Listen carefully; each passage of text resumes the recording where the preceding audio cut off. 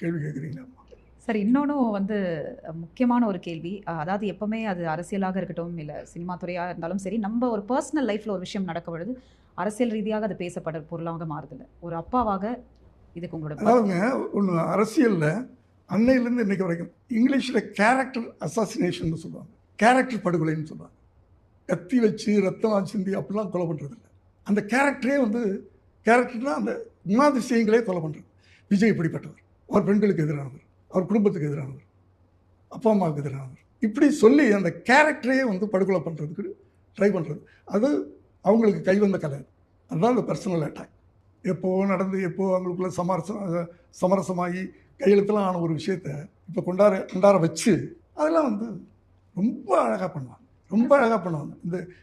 அதாவது அந்த அந்த குணாதிசயங்களை படுகொலை பண்ணுறதுல பிஹெச்டி.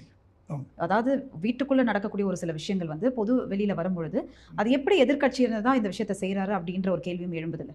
முடிஞ்ச ஒரு விஷயம் வெளியே வருதுன்னா அதுக்கு என்ன ரீசன்? முடிஞ்சு போன ஒரு விஷயம் அது திருப்பி இந்த டைமில் இதை ஒரு ரீசன் இருக்கணும்ல. அப்போ அதுக்கு குடும்பத்தில் இருக்கிறவங்களும் அதுக்கான ஒரு வாய்ப்பு ஏதாவது கொடுக்குறாங்களா சார்? இந்த மாதிரி அதை பற்றி எனக்கு தெரியாது.